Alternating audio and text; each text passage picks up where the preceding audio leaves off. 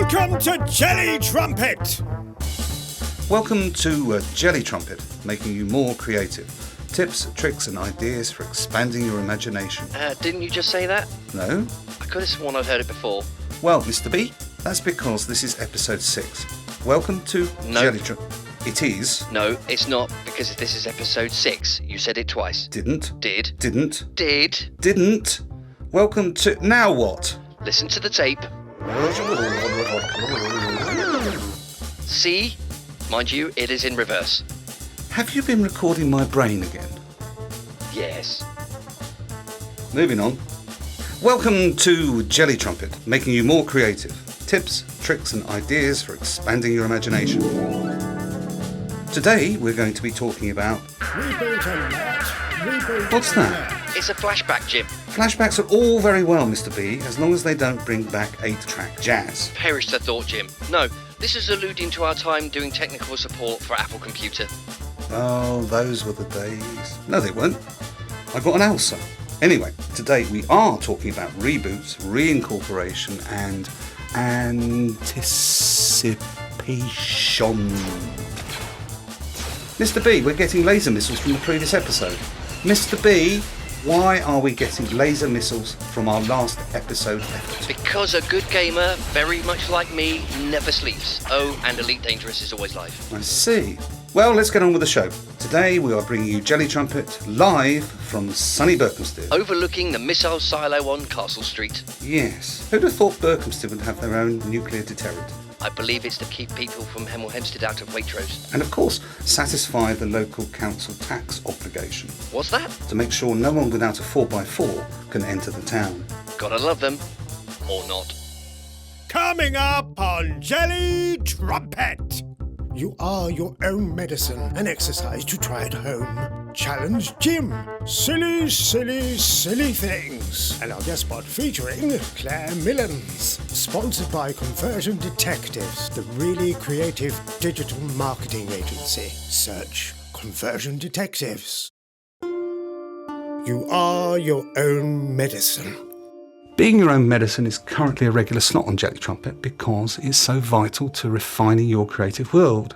Your own medicine is writing in a journal all about your creative sessions. It's feedback for yourself, self-coaching. Writing it after every session. The journal then builds into a creative library. The reason is that you, and only you, can make yourself as creative and as imaginative as you desire.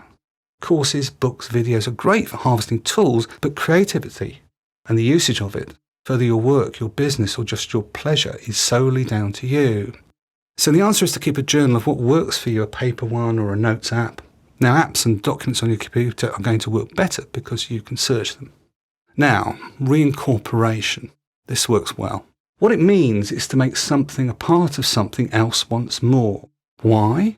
Because of familiarity, and one aspect in creative writing is that familiarity. It leads to anticipation. What makes a character funny? Well, lots of things. It can be what they say, they're spouting funny lines, they could be clumsy and then you have slapstick humour, they can think very differently and you are surprised by their solutions to everyday problems. But in the main, you want to get to the point where an audience starts to laugh before the character responds. They are anticipating the character's reaction. Watch your favourite sitcom or film, find the part you found yourself laughing and ask yourself, is it because you knew how they were going to react? The character is made. The character will react, reincorporate what you know about them. When I write, I often look to plant something early on. Well, that's a lie. What usually happens is I come up with a funny idea much later in the process and have to work backwards. So I'll look to add a plant, a sign that an audience can look back to, not necessarily consciously, that has set the laugh up. That happens in a long time in the future. Reincorporation is a story device. We want the familiar, we want to have references to where we are now, and we love to make a connection. It makes us, as an audience, feel good, comfortable, satisfied. Sometimes in creative pieces, the setup or plant is just too overt. So think a 1970s US cop series, camera pans to a discarded glove. Plant should be subtle, and more than that, it should be disguised or used differently from the expectation. When you do that, you have surprises and audience satisfaction.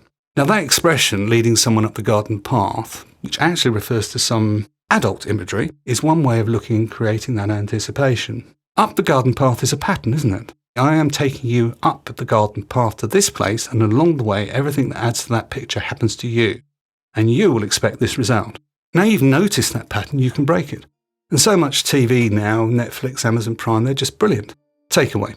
Think of the expectation of your piece, theatre, prose, marketing campaign, whatever. What is the expectation? How can you break that expectation for a satisfying emotion for your audience? What is your audience going to anticipate? What do you have to plant earlier to make this satisfying result? Oh, and don't make it bleeding obvious. Now don't forget to record all this in your medicine journal.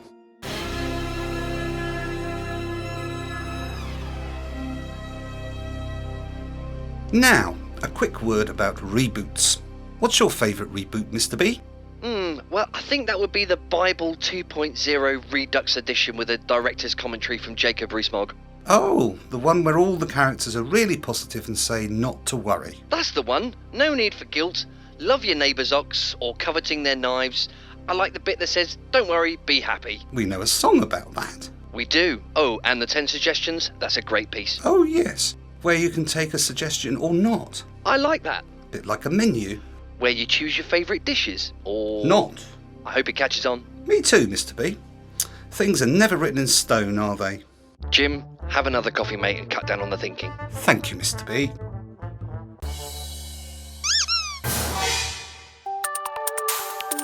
And now, challenge at home. This episode, Mr. David Mamet, one of the great playwrights and screenwriters. David Mamet's 3 magic questions. I am and always will be a lover of the creative. I'm happy to improve very slightly every day, and I admire anyone that manages to make me think. So David Mamet is part hero and part virtual mentor, although he doesn't know that. If you ever want to see a real play on film and understand people, then check out Glengarry Glen Ross. Al Pacino, Jack Lemmon, Alan Arkin, and for a brief scene, Alec Baldwin. Oh, and you can also check out a movie called The Edge with Anthony Hopkins and Alec Baldwin. So why am I going on about it? Well, in one of his books he sets out 3 magic questions. Question 1, who wants what from whom? Question 2, what happens if they don't get it? Question 3, why now? And this is why I love David Mamet. Man with the brain the size of a planet can produce wonderfully, seemingly simple films, each containing a universe. So this is in my medicine, my journal of creativity. I use the questions as a proof of story ideas. You don't like these 3? Then find questions that make you think. Can you use these 3 questions outside writing stories? Of course you can. If you're a songwriter, there's stories in song. If you're an artist, a painter, does your picture answer these questions? A performer, well, how does your character answer these questions? If you're in business, you can ask this of your buying persona, avatars, or your audience, which is a great starting point for creating conversion-type copy. Takeaway. You are thinking as your audience, not yourself when you ask these questions. If you have a prose work or script, you can ask it of all your characters, not just the main protagonists, but the minor ones too. Mr. B, what am I thinking now? More coffee? Nope. Sausage roll? Well, yes, but something else too. Could it be ridding the world of evil? Spot on, Mr. B. And how, pray tell, will you achieve that? All I need, Mr. B, is a tube of superglue. I will superglue all Instagram influencers to their own mirror, well, some to their iPhones.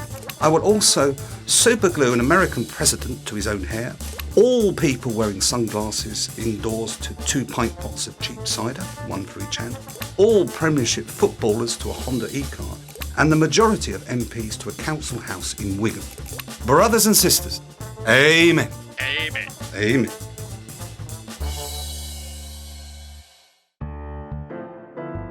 Creative heroes. My creative hero in this episode is a little-known name, Russell Lewis. Now, Russell is a former child actor. He was in Young Winston, amongst other 70s movies. And he took to writing and is the main writer and also the developer behind the TV series Endeavour. If you don't know the series, do check it out. Russell was also a writer on Inspector Morse, which the series is based on, the grumpy, highly educated Oxford policeman. Endeavour is the first name of Inspector Morse, and Endeavour takes us back to the early days of his life in Oxford during the 60s and 70s. So why is Russell my hero? Layers. Layer upon layer of creativity. And it's not all down to him, of course. The technical aspects of the show are all detailed. The props, the locations, the costumes, the lighting, everything real creatives need. And that is other people being their best, not to mention the actors who are all superb. What I thrill at is taking a known character and fleshing him out, using the period things like council bribery scandals, children home scandals, the dynamics between the status of the characters along with making them real. The depth is in the main character. You never really know the why or how he is like the way he is. Reincorporation is here, but it's backwards. So they take the character's verbal tics, like Jim Strange's matey, and reuse it again and again. So you get this forward rush of what he is like in Inspector Morse, only he's more so as you follow him and the crew in the past. Status is something that we go on about in theatre, especially. And we also want to capture what the best and worst of something is, whether it is the person or the society. When you combine that with a great actor, and I mean a world-class one, like Anton Lesser, you get Chief Superintendent Bright, an ex-colonial policeman, a stickler, the boss, seemingly old Britannia. Yet he moves with the times. He rides the flow of politics and he achieves two things. He will always do the right thing and he will never let his people down. Then you add a terminally ill wife and they both adore each other, a love match.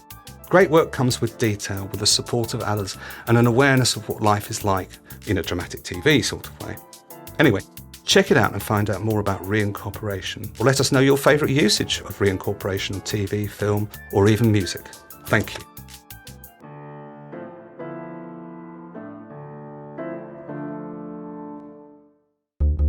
Mr. B, it's impression time.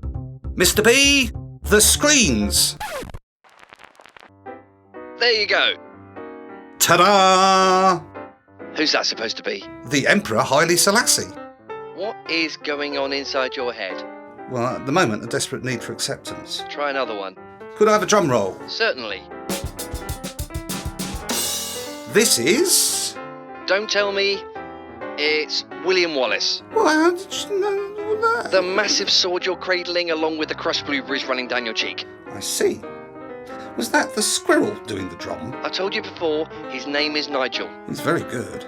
He is. His heroes are Buddy Rich and John Bonham. And how do you explain Nigel's braided hair? He's a fan of Taylor Swift. Guest spot. So on this edition of Jelly Trumpet, we have the lovely Claire Millins from Kook Content. Claire is a blurbologist and a trained actor and has a degree in maths and is possibly, quite weird. But we like it anyway, don't we? So let's kick off, dear Claire, with what are you currently doing? What's your current project? Well, I've got several on the go. So I have lots of different clients. But I'm mainly working, my biggest client at the moment, I'm working with a mental health tech startup that's based out in the States. So I'm doing blog posts, email copy, web copy, landing pages, proofreading, psychology documents, creating case studies and white papers. So it's very interesting and a lot of fun. Is it an online service or is it an app? It's an online app. So what they have, they've got, I think they're the only company that do it. They have a wearable piece of technology that measures your emotions. Oh. And then from that, they use the data from your emotions to tailor make your sessions with a licensed therapist and a coach. So wow, that's fantastic. It's amazing. That's very interesting when it comes to creativity and creative people who are a moody bunch. Well, they can be, can't they? They can. I'm okay, you're okay, so that's other people's problem. So how did you come about to become a blurbologist? A blurbologist. Well, it all came about when I went on maternity leave 13 years ago. I worked as an IT consultant, like many of us. Yes, like many of us have done that. In a previous life form, we were all IT consultants. Yeah. And then when my son was born, I started blogging, and it was basically 2007 was the birth of the mummy blogger, but I wasn't a mummy blogger. I blogged about personal development and life and stuff like that. And I actually realised I loved writing. And this is coming from someone who constantly throughout school, English teachers were, all my reports said, Claire has no imagination, she can't write stories. But writing about something that I was interested in, I found I really loved. Yes. And I said to my mum and dad, God, if someone could pay me to write, that would be like brilliant. Yeah. So I did a journalism course, and I got some commercial experience. I worked for a media agency up at in an automotive company for a couple of years, and so I gained the commercial experience, and then contracts dried up, and I thought, yeah, I could do this. So I set up my own company. You seem to have a passion for writing. writing. I love it. You need that passion to be able to write about something, would you say? Yeah, I'm quite happy to write about anything. Yeah. So if a client comes to me and says, I need a blog about this or I need an article about that, I'll go off and research, because if it's something I don't know, then I'm learning as well. But if it's something that I'm interested in, I just find the words will just flow, and I can, write 1,000, 2,000 words. Golly. Without thinking about it. Going back into your early years, what's the earliest memory you have of doing something that was creative? Well, you see, I'm a trained dancer. Ah. So my mum sent me to ballet class when I was 2.5. Wow. So from the age of 2.5, I was dancing. Then when I started school, I started doing drama, but it was dance. Throughout my childhood, I literally danced every night of the week and at the weekends. And then when I wasn't dancing at the weekends, my mum and dad were driving me here, there and everywhere to dancing competitions. So a dancer first, and then you got into drama and acting. What sort of things have you done as an actor? I've done everything from Shakespeare and Shaw to musicals. Wow. And are you still involved in performing? I haven't done the last thing I did, I was in the Full Monty, not taking my clothes off, 3 years ago, but I've been a bit busy since then. So, and obviously at the moment there's nothing around. This season of Jelly Trumpet is about being your own medicine. So I'm a great believer in telling people that only they know how to be creative, and that they should record the details of what works and doesn't work for them. So in essence, you're keeping a journal of your creative life, and that journal becomes like a self-coaching manual. Does that have any space in your life? Do you think that would work for creative people? I think it would work for everybody. I actually wrote, funnily enough, an article for a client on creativity and how to be creative. And one of the interesting facts I found out while I was researching my article, there was this study done. This psychologist studied, I think it was 1,600 children, and at the age of 5, 98% of them were effectively creative geniuses. Right. When he measured them again at 10, there were about 30 odd that were still creative. By the time they were 15, only 5% were creative. Wow. And he repeated the study with the same number of adults, and only 2% of adults were creative, thought they were creative. And basically what it showed was that we are all born creative. We've all got that imagination. We've all got that imagination to create whatever world we want to create. But over the years, whether it's at school or external life, that creativity is squashed out of you. It's like my English teachers at school. You can't write, you can't draw, you can't dance, you can't sing.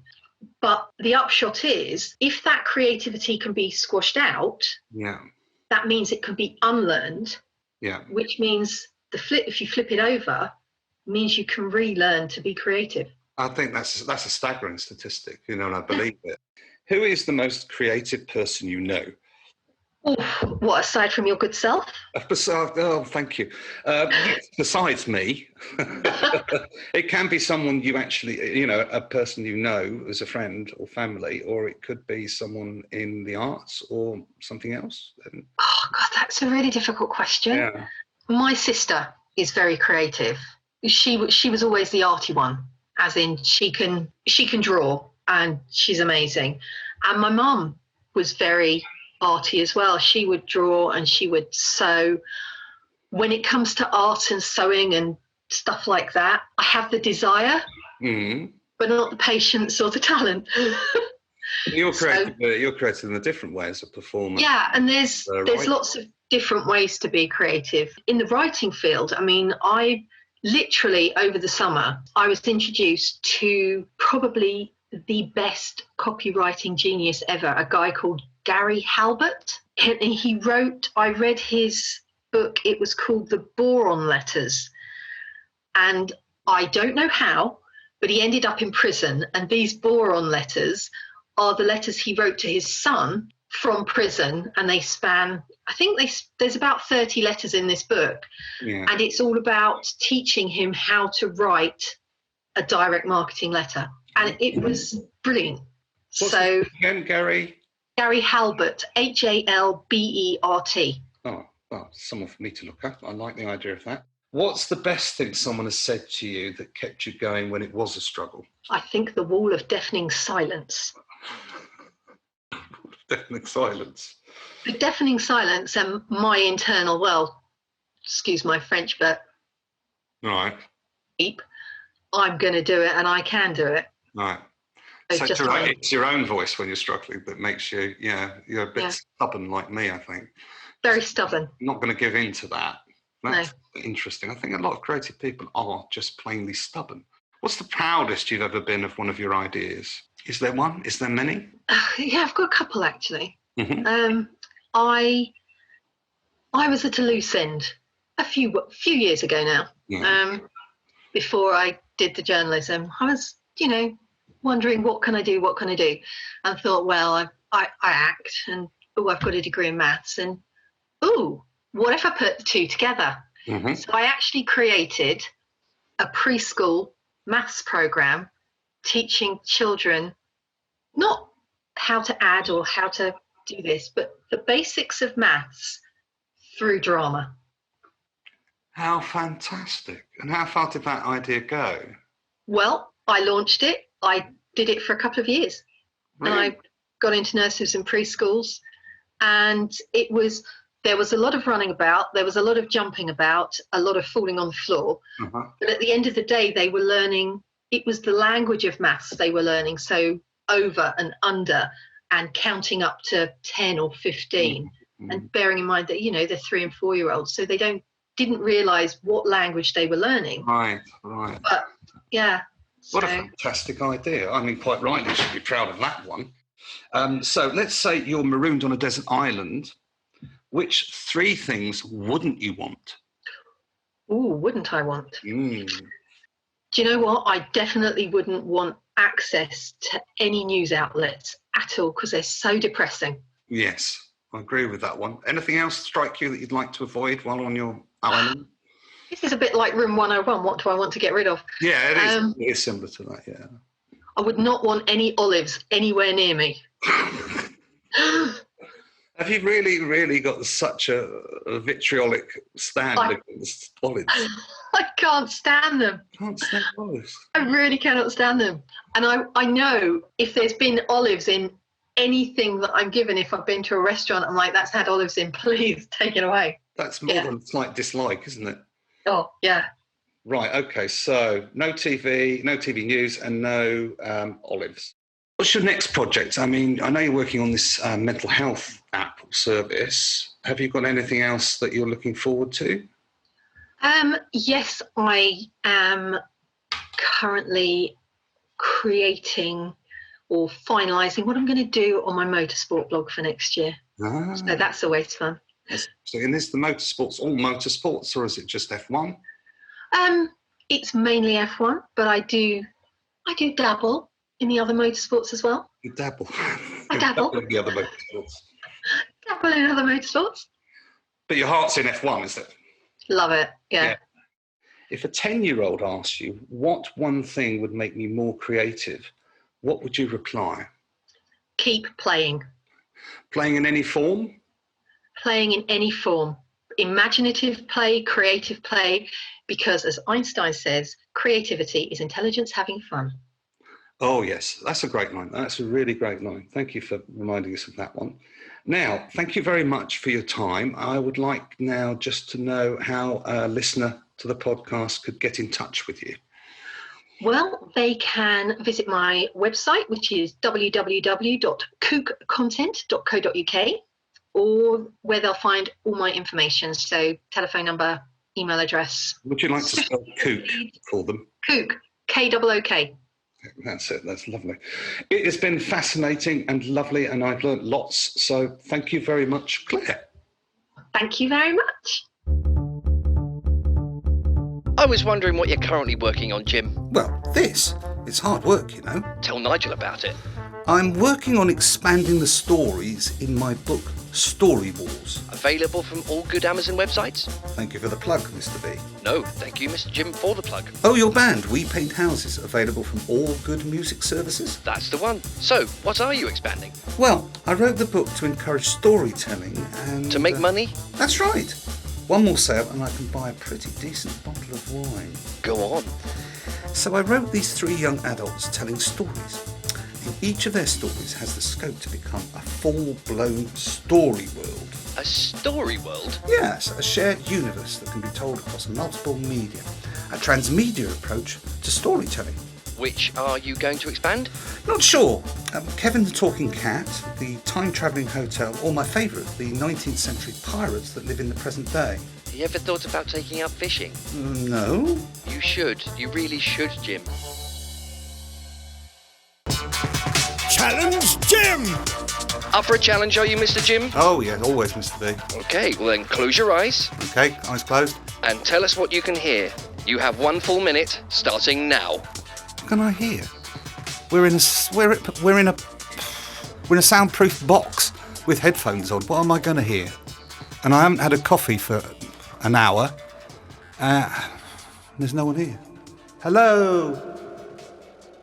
Hello? It's like being in a cathedral and everyone's gone home. Hello? I don't actually hear anything. Can't even hear my heartbeat because I've got headphones on. So how's this exercise going to work, eh? Mr. B, did you write? No, I wrote that, didn't I? Okay. Hello? Hello, can anyone hear me? Tell you what I can hear. That's the sound of tumbleweed. It's like the end of a western. In my head, all I can hear is the end of the good, the bad, and the Jim.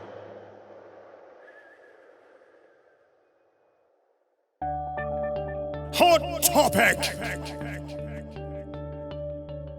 So years ago, and I mean in another world entirely, I wanted to be a stand-up comedian. Oh, and I did it, but it wasn't for me, blah, blah, blah, blah, blah. But I did go to a workshop for budding comedians. And one of the exercises was to be given the start of a sentence, and then we'd come back the next week with a routine starting with that part sentence. The teacher, I use that word so loosely, his trousers were constantly falling down, gave us, I woke up this morning and the first thought that came into my head was, I woke up this morning and decided to rid the world of evil. Well, we all have our little quirks. And then I went on, I woke up this morning and decided to rid the world of evil. My method, super glue. And the routine went on with me on an open-topped bus driving down the Mall, pointing at people I'd super glued to mirrors. Now, where have I heard that before? Page 8. I did the routine live a few times and it went okay. But the other part of reincorporation is reusing stuff. How can you rework stuff you've already done for a new purpose?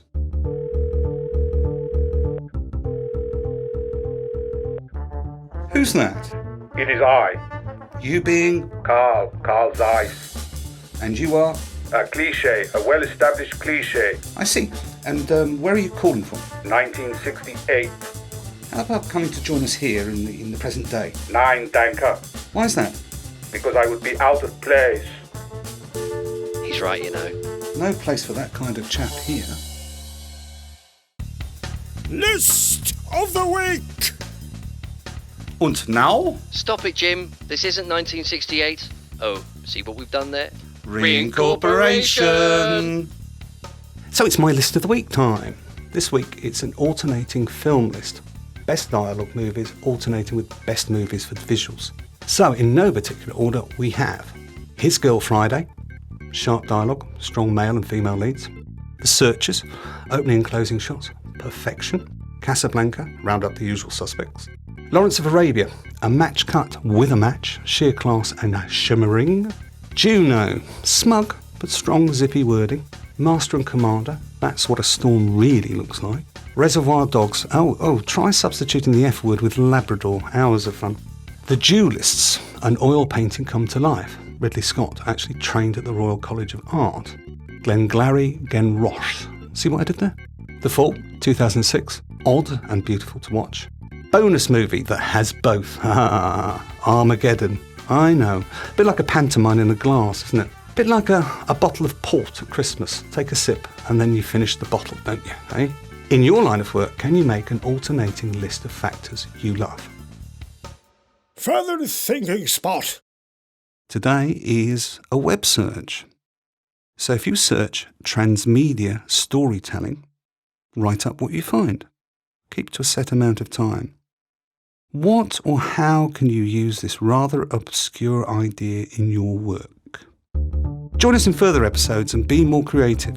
Pick up tips and tricks you can put into play instantly. Try exercises to boost your imagination. Listen to creative guests and a whole lot of what we call fun. Thank you for listening. If you have any questions or ideas for Jelly Trumpet, email us jelly@jellytrumpet.com. That was Jelly Trumpet, making you more creative with Jim Kinlock and Mr. B. Sponsored by Conversion Detectives, the really creative digital marketing agency. Search Conversion Detectives.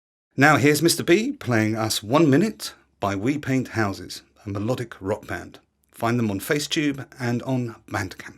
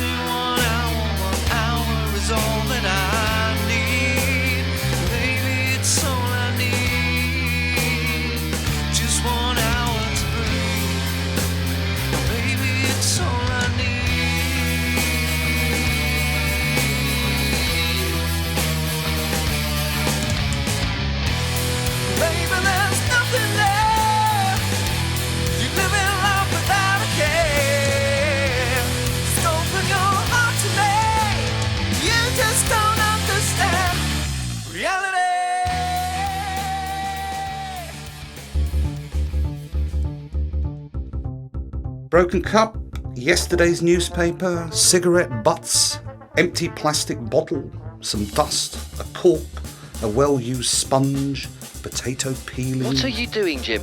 I know, I'm talking rubbish. Well, try something else. A tartan blanket, a map app, thermos flask, cucumber sandwiches, a small rucksack, a kissing gate, a haystack, some horses in a field, a country pub. Stop it! Sorry, I was rambling.